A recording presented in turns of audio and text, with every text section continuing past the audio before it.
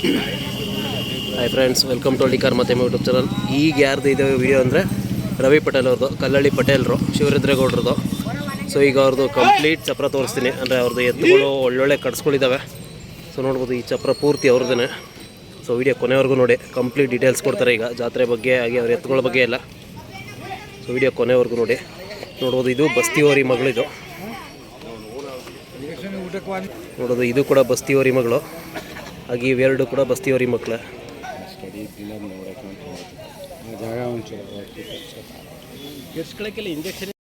ನೋಡಿ ಸ್ನೇಹಿತರೆ, ಈಗ ರವಿ ಪಟೇಲ್ ಅವರು ಅವ್ರದ್ದು ಎತ್ತುಗಳದೆಲ್ಲ ಕಂಪ್ಲೀಟ್ ಡೀಟೇಲ್ಸ್ ಕೊಡ್ತಾರೆ. ಹಾಗೆ ಹಳ್ಳಿ ಕಾರ್ಗಳು ಎತ್ತುಗಳ ಬಗ್ಗೆ, ಹಾಗೆ ಈ ಜಾತ್ರೆಗಳ ಬಗ್ಗೆ. ನೋಡೋದು ಎತ್ತಿ ಎಷ್ಟು ಟೈಟ್ ಇದೆ ಅಂತ. ತುಂಬ ದೊಡ್ಡ ಸೈಜ್ ಎತ್ತುಗಳು, ಬಟ್ ಸ್ವಲ್ಪ ಬಣ್ಣ ಕೆಟ್ಟಿದ್ದಾವೆ. ಸ್ವಲ್ಪ ಚಳಿಗೆ ಅದಕ್ಕೆಲ್ಲ ಬಣ್ಣ ಕೆಡ್ತಾವೆ ಸ್ವಲ್ಪ ಅಷ್ಟೇ. ಅಣ್ಣ ನಮಸ್ಕಾರ. ನಮಸ್ತೆ ಸರ್. ಅಣ್ಣ, ನಿಮ್ಮದು ಎತ್ತುಗಳ ಬಗ್ಗೆ ಎಲ್ಲ ಕಂಪ್ಲೀಟ್ ಡೀಟೇಲ್ಸ್ ಕೊಡಿ. ಅಂದರೆ ಏನು ವಯಸ್ಸಾಗವೆ, ಬೆಲೆ ಏನು ಸರ್? ಇವು ಹೊಸಬಾಯಿ ಎತ್ತು ಅಂತಂದರೆ ಇವಾಗ ಕಡೆ ಬಿದ್ದಿರೋದು, ಇವಾಗ 6ರಿಂದ ಕಡೆಗೆ ಬಿದ್ದಿದೆ, ಈಗ ಬಿದ್ದಿರೋದು. ಹಾಂ, ಇದು ನಾವೇ ಕೂಟ ಮಾಡಿದ್ದೀವಿ. ಇದು ಒಂದು ಬೆಂಗಳೂರಿಂದ ತಂದಿದ್ವಿ, ಇನ್ನೊಂದು ಚನ್ನರಾಯಪಟ್ಟಣದಿಂದ ತಂದಿದ್ವಿ. ಅಂದರೆ ಎರಡು ಸಿಂಗಲ್ ಕೂಟ ಮಾಡಿದ್ದೀರಾ? ಹೌದು. ನಮ್ಮದು ಏನು ಅಂತಂದರೆ ಪ್ರತಿ ಸರಿ ನಾವೇ ಕೂಟ ಮಾಡೋದು. ನಾವು ಕೂಟದೇ ತಗೊಳ್ಳಲ್ಲ, 120 ತೊಗೊಂಡು ನಾವೇ ಕೂಟ ಮಾಡೋದು. ಅಂದರೆ ಇದರಲ್ಲಿ ತುಂಬ ಎಕ್ಸ್ಪರ್ಟ್ ಅಂದರೆ ಕೂಟ ಮಾಡೋರೆ ಎಕ್ಸ್ಪರ್ಟ್ ಅಂತಂದರೆ ಈಗ ನಾವು ದೊಡ್ಡ ಎತ್ತಾಗ್ಬೋದು, ಸಣ್ಣ ಕರುಗಳಾಗ್ಬೋದು, ನೀವೇ ಕೂಟ ಮಾಡಿ 120 ತೆಗ್ದೇ ನಾವು ಕೂಟ ಮಾಡೋದು. ನಾವು ಯಾವಾಗಲೂ 100ಗೆ 90% ನಾವು 120ನೇ ತಗೋ ಕೂಟ ಮಾಡೋದು. ಇದು ತುಂಬ ರೇರ್ ನಾವು ಕೂಟ ತೊಗೊಂಡಿರೋದು. ಅಂದರೆ ಕಡೆಯಲ್ಲಿ ಎತ್ಕೊಳ್ಳಿ ಕೂಟ ಹಾಕ್ಬೇಕಂದ್ರೆ ತುಂಬ ಅದು ಅದ್ರ ಬಗ್ಗೆ ತುಂಬ ಐಡಿಯಾ ಇರಬೇಕು, ಎಕ್ಸ್ಪೀರಿಯನ್ಸ್ ಇರಬೇಕು.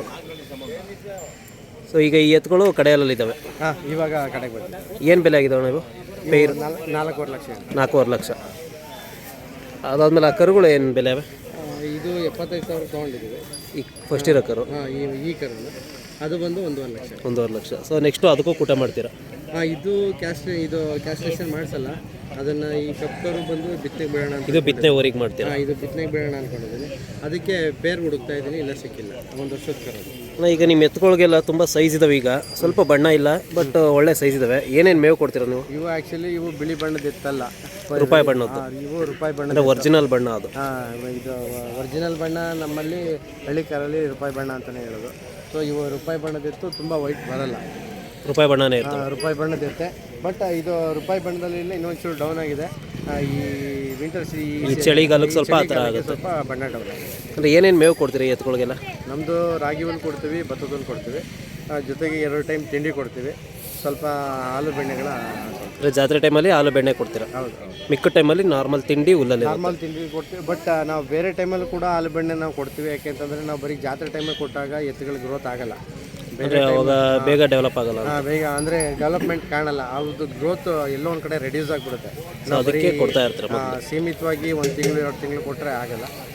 ನಮ್ಮ ಹತ್ರ ಇರಬೇಕಿದ್ರೆ ಯಾವಾಗ ಎಲ್ಲ ಟೈಮಲ್ಲಿ ಎಲ್ಲ ಸೀಸನ್ನಲ್ಲೂ ಕೂಡ ನಾವು ಹಾಲು ಬೆಳೆ ಸಾಮಾನ್ಯ. ಸೊ ಅವಾಗ ಅದು ಅದ್ರ ಗ್ರೋತಲ್ಲಿ ಯಾವುದೂ ಹೆಚ್ಚು ಕಡಿಮೆ ಆಗಲ್ಲ. ಅದು ಯಾವತ್ತಿಗೂ ಆ ಗ್ರೋತ್ ಅದೇ ಥರ ಕಂಟಿನ್ಯೂಟಿ ಇರುತ್ತೆ, ಆ ಗ್ರೋತ್ ಕಮ್ಮಿ ಆಗಲ್ಲ. ಅಣ್ಣ, ಹಾಗೆ ಇದು ಮುಡುಕ್ತೆರೆ ಜಾತ್ರೆ ತುಂಬ ದೊಡ್ಡ ಜಾತ್ರೆ. ಸೊ ಜಾತ್ರೆ ಬಗ್ಗೆ ಒಂದು 4 ಮಾತಾಡಿ. ಇದು ತುಂಬ ಐತಿಹಾಸಿಕ ಜಾತ್ರೆ. ಇದು ಭ್ರಮರಾಂಬ ಮಲ್ಲಿಕಾರ್ಜುನ ಸ್ವಾಮಿ ದೇವಸ್ಥಾನ. ಇದು ಇಲ್ಲಿ ನಮಗೆ ತಲಕಾಡ, ಈ ಜಾತ್ರೆಗೆ ತಲಕಾಡ ಹತ್ರ ಇದೆ. ಇಲ್ಲಿಗೆ ಪ್ರವಾಸಿಗರು ಸಾಮಾನ್ಯ ತುಂಬ ಜಾಸ್ತಿ ಜನ ವರ್ಷ ಪೂರ್ತಿ ಬರ್ತಾ ಇರ್ತಾರೆ. ಇಲ್ಲಿ ವರ್ಷಕ್ಕೊಂದ್ಸತಿ ಇದು ಜಾತ್ರೆ ನಡೆಯುತ್ತೆ. ಇದು ಈ ಒಂದು ಜಾತ್ರೆ ಏನು ಅಂತಂದರೆ ಎತ್ತುಗಳು ತೆಗೆಯೋದಕ್ಕೆ ತುಂಬ ಒಂದು ಒಳ್ಳೆಯ ಜಾತ್ರೆ. ಅಂದರೆ ತುಂಬ ದೊಡ್ಡ ಎತ್ತುಗಳೆಲ್ಲ ಸಿಗ್ತವೆ. ಹಾಂ, ಕೆಲಸದ ಎತ್ತುಗಳು ತೆಗೆಯೋದಕ್ಕೆ ತುಂಬ ಒಳ್ಳೆಯ ಜಾತ್ರೆ. ಏನಕ್ಕೆ ಅಂದರೆ ಕಬ್ಬು ಹೊಡೆದಿರೋ ಎತ್ತುಗಳು, ಮಳ್ಳೆ ಎಳೆದಿರೋ ಎತ್ತುಗಳು ಬರ್ತವೆ. ಸೊ ಹಂಗಾಗಿ ಹಸುಗಳು ಬಂದಿರ್ತವೆ, ಮಳವಳ್ಳಿ ಭಾಗದಿಂದ ಕೆಲಸನೂ ಮಾಡಿಸ್ತಾರೆ, ಒಳ್ಳೊಳ್ಳೆ ಹಸುಗಳು ಸಿಗ್ತವೆ. ಸೊ ಹಂಗಾಗಿ ಹಸುಗಳು ಬಂದಿದ್ದಾವೆ. ಒಳ್ಳೆ ಹಸುಗಳು ತೆಗಿಬೋದು, ಒಳ್ಳೆ ಕೆಲಸ ಎತ್ತುಗಳು ತೆಗಿಬೋದು ಈ ಜಾತ್ರೆಯಲ್ಲಿ. ಹಾಗಾಗಿ ಇಲ್ಲಿ ಎತ್ಕೊಳ್ಬೇಕು ಅನ್ನೋರು ಈ ಜಾತ್ರೆಗೆ ಬರಬೇಕು. ಹಾಂ, ಖಂಡಿತ ಒಳ್ಳೊಳ್ಳೆ ಎತ್ತುಗಳು ತೆಗಿಬೋದು. ಒಳ್ಳೆ ಕೂಟ ಮಾಡಬೇಕು ಅಂತ ಒಂಟಿ ಇಟ್ಕೊಂಡಿರೋರು ಕೂಡ ಇಲ್ಲಿ ಈ ಜಾಗಕ್ಕೆ ಬಂದರೆ ಎಂಥ ದೊಡ್ಡ ಎತ್ತುಗಳು ಕೂಡ ಕೂಟ ಸಿಗ್ತದೆ, ಕೂಟ ಹೊಡ್ಬೋದು. ಇಲ್ಲಿ ಜಾತ್ರೆ ಬಗ್ಗೆ ಅಂದರೆ ಜಾತ್ರೆ ಹೇಗೆ ಸೇರ್ತಿದೆ? ಮೊದಲಿಗಿಂತ ಈಗ ಚೆನ್ನಾಗಿ ಸೇರ್ತಿದೆಯಾ ಅಥವಾ ಹೇಗೆ? ಈಗ ಒಂದು 7-8 ವರ್ಷದಿಂದ ಇದು ಕಡಿಮೆ ಆಗಿಬಿಟ್ಟಿತ್ತು. ಬಟ್ ಇತ್ತೀಚಿನ ದಿನಗಳಲ್ಲಿ ಇದಕ್ಕೆ ಶ್ರಮ ವಹಿಸ್ತಾರೋ ಒಬ್ಬರು ಶಂಭು ಅಂತ ಇದ್ದಾರೆ. ಅವರು ಇದಕ್ಕೆ ಈ ಒಂದು ಜಾತ್ರೆಗೆ ವಿಶೇಷವಾಗಿ ಒಂದು ಇದನ್ನು ತಗೊಳ್ತಾರೆ, ಇಂಟ್ರೆಸ್ಟ್ ತೊಗೊಂಡು ಈ ಜಾತ್ರೆಗೆ ಲೈಟಿಂಗ್ಸ್ ಆಗ್ಬೋದು, ನೀರು ವ್ಯವಸ್ಥೆ ಆಗ್ಬೋದು, ಪ್ರೈಸ್ ವ್ಯವಸ್ಥೆ ಆಗ್ಬೋದು, ಇದೆಲ್ಲ ಮಾಡ್ತಾಯಿದ್ದಾರೆ. ಸೊ ಹಂಗಾಗಿ ಇತ್ತೀಚಿನ ದಿನಗಳಲ್ಲಿ ಈಗ 3-4 ವರ್ಷದಿಂದ ಒಳ್ಳೆ ಎತ್ತುಗಳು ಸೇರ್ತಾಯಿದೆ. ಇಲ್ಲಿ ಕಾಂಪಿಟೇಷನ್ ಎಲ್ಲ ನಡೆಯುತ್ತಲ್ಲ? ಹಾಂ, ಇಲ್ಲಿ 5ನೇ ತಾರೀಕು ಕಾಂಪಿಟೇಷನ್ ಇದೆ. ಬರೋ ಎತ್ತುಗಳಿಗೆ ಕಾಂಪಿಟೇಷನ್ಗೆ ಕಾಂಪೀಟ್ ಮಾಡುವಂಥ ಎತ್ತುಗಳು ಇವತ್ತು ಬರೋದಕ್ಕೆ 5 ಗಂಟೆಗೆ ಲಾಸ್ಟ್ ಟೈಮ್ ಇವತ್ತೇ ಲಾಸ್ಟ್. ಹಾಂ, ಇವತ್ತೇ ಲಾಸ್ಟ್ ಕೊಟ್ಟಿದ್ದಾರೆ. ಸೊ ಹಂಗಾಗಿ 5ನೇ ತಾರೀಕು ಸೆಲೆಕ್ಷನ್ ಇರೋದ್ರಿಂದ ಎತ್ತುಗಳೆಲ್ಲ ಒಳ್ಳೊಳ್ಳೆ ಎತ್ತುಗಳು ಸೇರಿದ್ದಾವೆ, ತುಂಬ ಒಳ್ಳೊಳ್ಳೆ ಎತ್ತು ಸೇರಿದ್ದಾವೆ. ಈ ಜಾತ್ರೆ ಬಿಟ್ಟು ನೀವು ಬೇರೆ ಯಾವ್ದಾದ್ರು ಜಾತ್ರೆ ಮಾಡ್ತೀರಾ? ನಮ್ಮದು ಮೇಯ್ನ್ ಜಾತ್ರೆ ಬಂದು ಮುಡುಕ್ತಾರ ಜಾತ್ರೆನೇ. ಮುಡುಕ್ತಾರೆ ಇದನ್ನೇ ನಾವು ವರ್ಷ ನಾವು ಇದನ್ನು ಬಿಡದೆ ಇದನ್ನು ಮಾಡ್ತೀವಿ. ಇನ್ನು ಬೇರೆ ಜಾತ್ರೆಗಳು ಅಂತಂತಂದರೆ ಬೇಬಿ ಜಾತ್ರೆಗೆ ಹೋಗ್ತೀವಿ, ಸಿಹಳ್ಳಿ ಜಾತ್ರೆಗೆ ಹೋಗ್ತೀವಿ, ಈ ಥರ ಹೋಗ್ತೀವಿ. ಬಟ್ ಈ ಮೇಯ್ನ್ ಜಾತ್ರೆ ಅಂದರೆ ಮೇಯ್ನ್ ಜಾತ್ರೆ ಅಂತಂದ್ರೆ ನಮಗೆ ಮುಡುಕ್ತಾರ. ಅಂದರೆ ಬೇರೆ ಕಡೆ ಎಲ್ಲ ಕಾಂಪಿಟೇಷನ್ಗೆ ಹೋಗ್ತೀರಾ? ಹಾಂ, ಕಾಂಪಿಟೇಷನ್ ಹೋಗ್ತೀವಿ. ಬನ್ನಿ ನಾ ಕರು ಬಗ್ಗೆ ಹೇಳಿ. ಆಯ್ತು. ಈ ಕರೋಣ ಇದು ಬಿತ್ತನೆ ಮಾಡ್ತೀರಾ? ಇದು ಹಾಂ, ಇದು ಬಿತ್ತನೆ ಕ್ವಾಲಿಟೀಸ್ ಚೆನ್ನಾಗಿದೆ ಇದಕ್ಕೆ. ಸೊ ಹಂಗಾಗಿ ಇದನ್ನು ಬಿತ್ತನೆಗೆ ಇಡೋಣ ಅಂತ. ಇದು ಯಾವ ಬ್ಲಡ್ ಲೈನ್ ಬರುತ್ತಿದೆ? ಅಂದರೆ ಯಾವ ಊರಿಗೆ ಹುಟ್ಟದ್ದು? ಇದು ಕರ್ನಾಟಕದ ಚೆಲುವ ಅಂತ ಶಿವಲಿಂಗಣ್ಣ ಅಂತ ಇದ್ದಾರೆ, ಕನಕಪುರ. ಹಾಂ, ಅದೇ ಉಳ್ಳಿ ಚಿಕ್ಕಣ್ಣವ್ರ ಹತ್ರ ಇತ್ತಲ್ಲ ಓರಿ ಅದು? ಹಾಂ, ಹೌದು. ಆ ಊರಿಗೆ ಹುಟ್ಟಿರುವಂಥ ಕರು ಇದು. ಬ್ರೀಡ್ ಕ್ವಾಲಿಟಿ ಚೆನ್ನಾಗಿದೆ. ಸೊ ಹಂಗಾಗಿ ಇದನ್ನು ಬಿತ್ತನೆಗೆ ನಿಲ್ಲಿಸೋಣ. ಅಂದರೆ ನಿಮ್ಮ ಕೈಲಿ ತುಂಬ ಬಿತ್ತನೆ ಓರಿಗಳಾಗವೆ, 10-15 ಓರಿನೇ ಆಗಿದೆ. ಹೌದು. ಹಾಗಾಗಿ ಇದು ನೆಕ್ಸ್ಟ್ ಓರಿ ಇದು. ಹಾಂ, ನೆಕ್ಸ್ಟು ಇದನ್ನು ಫೀಲ್ಡಿಗೆ ಬಿಡೋಕ್ಕೆ ಈಗ ಆಯ್ಕೆ ಮಾಡಿದ್ದೀನಿ. ನೆಕ್ಸ್ಟ್ ಇದನ್ನು ಪಿಚ್ಚಿಗೆ ಬಿಡ್ತೀವಿ. ಅಂದರೆ ಈಗ ಅಜ್ನಳ್ಳಿಲಿರೋ ಓರಿ ಕೂಡ ನಿಮ್ಮ ಹತ್ರ ಇತ್ತದು? ಅಜ್ನಳ್ಳಿ ಇಲ್ಲಿರೋ ಓರಿ ಕೂಡ ನಮ್ಮದೇ. ಕೃಷ್ಣ ಓರಿನೂ ನಿಮ್ಮದು? ಅದೇ ಥರದಲ್ಲಿ ತುಂಬ ಹೆಸರು ಮಾಡಿರೋ ತುಂಬ ಇದ್ದಾವೆ. ಬಟ್ ಈಗ ಗೊತ್ತಿರೋ ಒಂದು 30 ನನ್ನ ಕೈಯಿಂದ ಕೊಟ್ಟಿದ್ದೀನಿ. ಈಗ ಪ್ರೆಸೆಂಟ್ ಒಂದು 12-13 ಓರಿಗಳು ಈಗ ಇನ್ನೂ ಲೈನಲ್ಲಿ ಇದ್ದಾವೆ. ಈಗ ಪ್ರೆಸೆಂಟ್ ಕಟ್ತಾ ಇದ್ದಾವೆ. ಸೊ ನೆಕ್ಸ್ಟ್ ಇದು ಕೂಡ ಒಳ್ಳೆ ಹೆಸರು ಮಾಡುತ್ತೆ, ಒಳ್ಳೆ ಕರು ಹುಟ್ಟುತ್ತೆ. ಹಾಂ, ಒಳ್ಳೆ ಗ್ರೋತ್ ಆಗುತ್ತೆ, ಒಳ್ಳೆ ಬ್ರೀಡ್ ಕ್ವಾಲಿಟಿ ಚೆನ್ನಾಗಿದೆ. ಇದು ಬ್ರೀಡ್ ಕ್ವಾಲಿಟಿ ಅಂದರೆ ಏನೇನು ನೋಡಿದ್ದೀರಾ ಇದಕ್ಕೆ ತರಕ್ಕೆ? ಇದಕ್ಕೆ ಮುಖ ಸಣ್ಣ ಇದೆ, ಡ್ರಾಪ್ಸ್ ಚೆನ್ನಾಗಿದೆ. ಆಮೇಲೆ ಮೈಯಲ್ಲಿ ಬೇರೆ ಕಡೆ ಪ್ಯಾಚಸ್ ಎಲ್ಲೂ ಇಲ್ಲ, ಬೇರೆ ಕಡೆ ಎಲ್ಲೂ ಪ್ಯಾಚಸ್ ಇಲ್ಲ. ಸೊ ಹಾಗಾಗಿ ಸಣ್ಣ ಇದಾದ್ರೂ ಒಳ್ಳೆ ಗ್ರೋತ್ ಇದೆ ಇದು. ಸೊ ಹಾಗಾಗಿ ಇದು ಕ್ವಾಲಿಟೀಸ್ ಚೆನ್ನಾಗಿದೆ. ಸೊ ಹಾಗಾಗಿ ಇದು ಬಿತ್ತನೆಗೆ ನೆಕ್ಸ್ಟ್. ಹಾಗಾಗಿ ಇದು ಅಂದರೆ ಈ ಥರ ಬಿತ್ತನೆಗಾಗುವಂಥ ಕರುಗಳನ್ನ ಉಳಿಸಿದ್ರೆ ನೆಕ್ಸ್ಟು ಹಳ್ಳಿಕಾರ ಅಭಿವೃದ್ಧಿ ಆಗುತ್ತೆ. ಹಳ್ಳಿಕಾರ ಅಭಿವೃದ್ಧಿ ಆಗಬೇಕು ಅಂತಂದರೆ ಎತ್ತುಗಳಿಂದ ಅಂತೂ ಖಂಡಿತ ಆಗಲ್ಲ. ನಾವು ಅದನ್ನು ಕೆಲಸಕ್ಕೆ ಬಳಸ್ಕೊಳ್ತೀವಿ. ಜೊತೆಗೆ ನಾವು ಗೊಬ್ಬರಕ್ಕೆ ಅದ್ರದ್ದು ಸಗಣಿ ಮತ್ತು ಗಂಜ ಬಳಸ್ತೀವಿ. ಅಷ್ಟು ಬಿಟ್ಟರೆ ಇದ್ರದ್ದು ಬ್ರೀಡ್ ಡೆವಲಪ್ಮೆಂಟ್ ಆಗಬೇಕು ಅಂತಂದರೆ ಒಂದು ಬಿತ್ತನೆ ಓರಿಗಳು ಮತ್ತು ಹಸುಗಳು ಆಗಬೇಕು. ಸೊ ಹಾಗಾಗಿ ಬಿತ್ತನೆ ಓರಿಗಳು ಕೂಡ ಜಾಸ್ತಿ ಆಗಬೇಕು, ಹಸುಗಳು ಜಾಸ್ತಿ ಆಗಬೇಕು. ಬಿತ್ತನೆ ಓರಿಗಳಿಗಿಂತ ಹೆಚ್ಚಾಗಿ ಹಸುಗಳು ಜಾಸ್ತಿ ಆಗಬೇಕು. ಸಂತತಿ ಜಾಸ್ತಿ ಆಗಬೇಕು ಅಂತಂತಂದರೆ ಬಿತ್ತನೆ ಓರಿ ಮತ್ತು ಹಸುಗಳು ಜಾಸ್ತಿ ಆಗಬೇಕು. ಸೊ ಈ ಎತ್ತುಗಳಾದರೆ ಅವ್ರೇನು ಪ್ರೊಡಕ್ಷನ್ ಇರಲ್ಲ, ಬರೀ ಕೆಲಸಕ್ಕೆ ಅಷ್ಟೇ ಆಗುತ್ತೆ.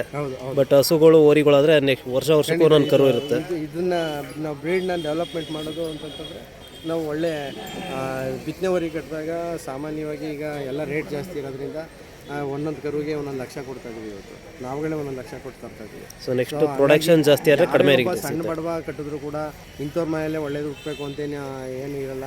ಯಾರು ಕಟ್ಟಿದ್ರು ಒಂದು 30,000-40 ಸಾವಿರಕ್ಕೆ ಒಂದು ಹಸು ಸಿಗುತ್ತೆ. ಅದಕ್ಕೆ ನಾವು ಒಂದು ಒಳ್ಳೆ ಓರಿ ಕೊಡಿಸ್ಕೊಂತು ಅಂತಂದರೆ ಅದರಲ್ಲಿ ಬರುವಂಥ ಕರುಗಳು ಒಂದು ವರ್ಷಕ್ಕೆ 1 ಲಕ್ಷ ಲಾಭ ನಾವು 1 ಎಕರೆ ಕಬ್ಬು ಹೇಳಿದ್ರು ನಮ್ಗೆ ಸಿಗಲ್ಲ.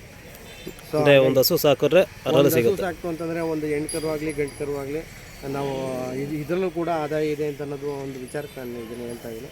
ಎಲ್ಲ ಒಂದೊಂದು ಹಳ್ಳಿಕಾರ ಹಸುನ ಕಟ್ಟಿ ಒಳ್ಳೆ ರೇಟ್ ಸಿಗುತ್ತೆ. ಒಳ್ಳೆಯ ಒಂದು ಕರು ಹುಟ್ಟು ಅಂತಾರೆ. ಹೆಣ್ಣು ಕರು ಆದರೂ ವ್ಯಾಲ್ಯೂ ಇದೆ, ಓರಿ ಕರು ಆದರೂ ವ್ಯಾಲ್ಯೂ ಇದೆ. ಹೆಣ್ಣು ಕರು ಕೂಡ ತುಂಬ ಚೆನ್ನಾಗಿ ಹುಟ್ಟಿದ್ರೆ 60-70 ಸಾವಿರಕ್ಕೆ ಹೋಗುತ್ತೆ. ಹೌದು. ಈಗ ಇಲ್ಲಿ ನಮ್ಮ ಚಪ್ರದಲ್ಲೇ ಅಲ್ಲಿ ಅಂದಾನಿಗೌಡರು ಅಂತ ಒಂದು 2 ಹಸು ಕಟ್ಟಿದ್ದಾರೆ. ಅದನ್ನು ನೋಡಿ ಅದನ್ನು 3 ಲಕ್ಷ ಕೇಳಿದರೆ ಅವ್ರು ಕೊಡ್ತಾ ಇಲ್ಲ. ಅದು ಹೆಣ್ಣು ಕರು, ಅದು ಇವಾಗ 2 ಬಂದಿದೆ. ಸೊ ಹಂಗಾಗಿ ಎಲ್ಲದಕ್ಕೂ ವ್ಯಾಲ್ಯೂ ಇದೆ.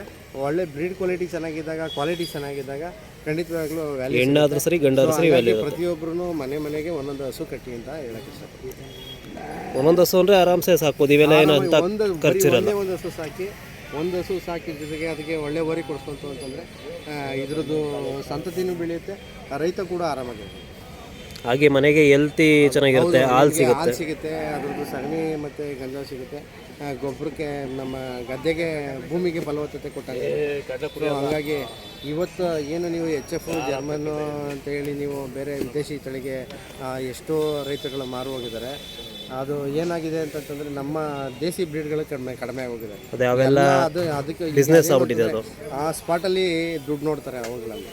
ಏನು ಅಂತಂದರೆ ಅಲ್ಲಿ ಹಾಲು ಕರಿತಾರೆ, ಒಂದು ವಾರಕ್ಕೆ ಪೇಮೆಂಟ್ ಆಗುತ್ತೆ. ಸೊ ಹಂಗಾಗಿ ಅಲ್ಲೇ ನೋಡ್ತಾರೆ ಅದನ್ನು, ದುಡ್ಡನ್ನ ಅಲ್ಲೇ ನೋಡ್ತಾರೆ ಅಂತಂದ್ರೆ ತುಂಬ ಅಷ್ಟೇ ಶ್ರಮ ಇರುತ್ತೆ. ಅದು ಸಗಣಿ ಎತ್ತೋದು ಕಷ್ಟ, ಅವ್ರದ್ದು ಇದು ಗಂಜಾ ಕ್ಲೀನ್ ಮಾಡೋದು ಕಷ್ಟ, ಹಾಗೆ ಮೇಂಟೆನೆನ್ಸ್ ಕಷ್ಟ, ತುಂಬ ಕಷ್ಟ.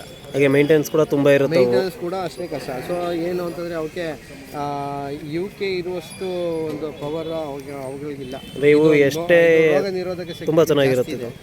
ಅವುಗಳದ್ದು ಬ್ರೀತ್, ನೀವು ಅವು HF ಜರ್ಮನ್ ಬ್ರೀಡ್ ಇದೆಯಲ್ಲ, ಅವುಗಳ ಬ್ರೀತ್ ನೋಡಿ, ಅದು ಬ್ರೀತ್ ಮೂಮೆಂಟ್ ಮಾಡುತ್ತಲ್ಲ, ಅದರದ್ದೇ ನಾರ್ಮಲ್ ಇರಲ್ಲ. ಒಂಥರ ಸೂಲ್ ಹೊಡೆದಂಗೆ ಪಾಪ. ಅಂದರೆ ಅವೇ ಅನ್ಹೆಲ್ದಿ ಆಗಿರುತ್ತೆ. ಈ ತಾಪನೂ ತಡೆಯಲ್ಲ, ಬಿಸಿಲೂ ತಡೆಯಲ್ಲ. ಸೊ ನಾಟಿ ಹಸುಗಳಾದರೆ ಈ ಬಿಸಿಲೆಲ್ಲ ತಡೆಯುತ್ತೆ. ಅಂದರೆ ನಾವುಗಳು ಹೆಂಗಿರ್ತೀವಿ ಅದೇ ಥರದಲ್ಲಿ ನಮ್ಗಳ ಜೊತೆಲಿ ಆರಾಮಾಗಿ ಎಲ್ಲ ಹವಾಮಾನಕ್ಕೂ ಹೊಂದ್ಕೊಂಡು ಹೋಗುವಂಥ ವಿಶೇಷ ಗುಣ ಇರುವಂಥದ್ದು ನಮ್ಮ ಹಳ್ಳಿಕಾಳು ತಳಿ. ಸೊ ಹಂಗಾಗಿ ಈ ಹಳ್ಳಿಕಾಳು ತಳಿನ ಬೆಳೆಸಿ ಈ ಹಳ್ಳಿಕಾಳು ತಳಿನ ಉಳಿಸ್ಬೇಕು ಕೇಳ್ತಾರೆ. ಹಾಗೆ ಈ ಕರು ಬಗ್ಗೆ ಹೇಳಿದೆ.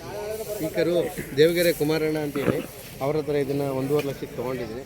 ಈಗ ಈ ಜಾತ್ರೆಗೆ ತಂದಿದ್ದೀವಿ. ಇದು 1 ವರ್ಷದ ಕರು ಅಷ್ಟೇ, 1 ವರ್ಷದ್ದು. ಬರೀ ಒಂದು ವರ್ಷದ. ಇಷ್ಟು ದೊಡ್ಡ ಗ್ರೋತ್ ಇದೆ ಅಂದರೆ ಮುಂದೆ 2 ಅಲ್ಲಿಗೆ ದೊಡ್ಡ ಎತ್ತಾಗ್ಬೋದು ಇದು. ಖಂಡಿತ. ಇದು ಅಂದರೆ ಇದು ಜೀವಿತಾವಧಿ ಅಂತಂದರೆ ಇದು ಕಡೆಗೆ ಬಂದ್ರೂ ಕೂಡ ಇದು ಮೇಯುತ್ತೆ. ಇದು ಅಷ್ಟು ಆ ಕ್ವಾಲಿಟೀಸ್ ಇದಕ್ಕಿದೆ. ಕಡೆ ಎಲ್ಲಾದರೂ ಕೂಡ ಇನ್ನೂ ಮೆರೆಯುತ್ತೆ, ಕೂಡ ಇದು ಮೆರೆಯುತ್ತೆ. ಅಂದರೆ ಚಪ್ರದಲ್ಲೇ ಇರುತ್ತೆ. ಇದು ಯಾವತ್ತೂ ಕೂಡ ಒಂದು ದೊಡ್ಡತನದಲ್ಲಿ ಇವತ್ತೆಲ್ಲ 10 ಲಕ್ಷ 12 ಲಕ್ಷ 15 ಅಂತ ಏನು ಹೇಳ್ತಾ ಇದ್ದಾರೆ, ಆ ಕ್ವಾಲಿಟೀಸ್ ಇರುವಂಥ ಒಂದು ಕರು. ಇದಕ್ಕೆ ಕೂಟು ಕೂಡುತ್ತಾ ಇದ್ದೀವಿ. ಇನ್ನೂ ಕೂಟ ಯಾರು ಇದ್ದರೂ ನೀವು ತಗೊಳ್ತೀರಾ? ಹಾಂ, ಖಂಡಿತ ಕೂಟು ಕೂಡುತ್ತಾ ಇದ್ದೀನಿ. ಕೂಟಕ್ಕೆ ಸಿಕ್ಕಿದ್ರೆ ಖಂಡಿತ ತೊಗೊಳ್ತೀನಿ. ಅಣ್ಣ ನಿಮ್ಮ ನಂಬರ್ ಹೇಳ್ಬಿಡಿ. ನನ್ನ ಹೆಸರು ರವಿ ಪಟೇಲ್ ಅಂತೇಳಿ, ಕಲ್ಲಳ್ಳಿ, ಮಂಡ್ಯ. ನನ್ನ ಫೋನ್ ನಂಬರ್ ಬಂದು 9964 182539. ಸೊ ಯಾರಾದರೂ ಕೂಟಕ್ಕಿದೆ ಅಂದರೆ ಈ ಕರುಗೆ ಕೂಟ ಹಾಕೊಳ್ತೀರಾ? ಖಂಡಿತ. ದಯವಿಟ್ಟು ತಿಳಿಸಿ, ಯಾರು ಕೂಟಕ್ಕಿತ್ತು ಅಂತಂದ್ರೆ ತಿಳಿಸಿ. ಇದಕ್ಕೆ ಕೂಟಕ್ಕೆ ಆಗುತ್ತೆ ಅಂದರೆ ನಾನು ತೊಗೊಳ್ತೀನಿ. Thank you.